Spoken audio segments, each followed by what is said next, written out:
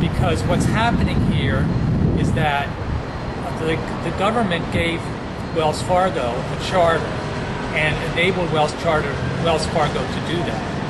If that charter was pulled from Wells Fargo and its FDIC insurance was pulled away and the Federal Reserve was pulled away, then everybody would know immediately that the place was bankrupt. They would all come and grab their money, and most people wouldn't get their money. And obviously that would be horrible. So we don't want that to happen.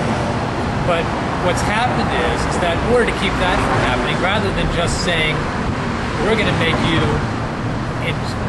So there's a solution to that problem without having a Federal Reserve and without having an FDIC, that the people can still be guaranteed their money. But let's leave that for... I'll come to that in a couple of minutes. So what's the problem to society by having this system? The problem is that when you put $100 in the bank and the bank loans it out and then loans out 10 times more, the bank has been given control over 10 times more resources than you actually saved. And the bankers also, because they're guaranteed by the FDIC and by the Federal Reserve, are protected from risks. Plus, if they're protected from risks, they're going to take risks if they think they can make money in the short term, because they don't bear the cost. The cost of their excess risk-taking is borne by all of us in the form of a financial collapse or inflation, and alternating between those two. So this deposit slip and the fraud of this deposit slip is borne by the entire society.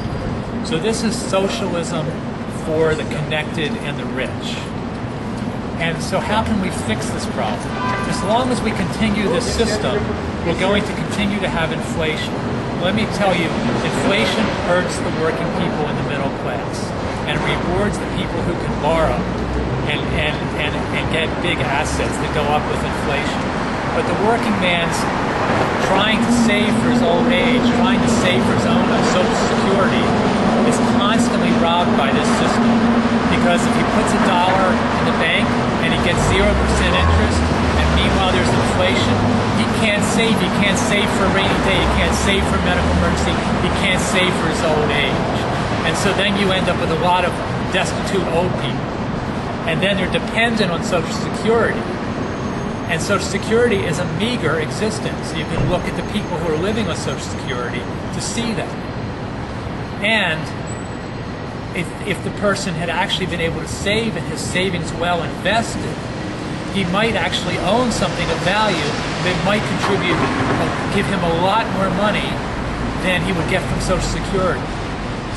So not only does the system tax people to pay for the Social Security that then is completely inadequate and not funded because the government spent all the Social Security already, they haven't saved a penny. There's no money in the Social Security fund, and it is broke. But the resources that could have been spent privately have been wasted by the bankers who just don't know where to put it because they have no accountability. Because they're guaranteed. They have insurance. So this is a terrible system. So now that people are waking up to this, maybe we can start changing it. And President Roosevelt understood this issue, and that's why he had passed in the 30s the Glass-Steagall Act, where he wasn't ready to really do the job completely, but partially do the job. He made some very strict rules under the Glass-Steagall Act, which said that these bankers cannot take too many risks, and it can only leverage so high, and that the investment banks are completely separate from the commercial banks that have deposits.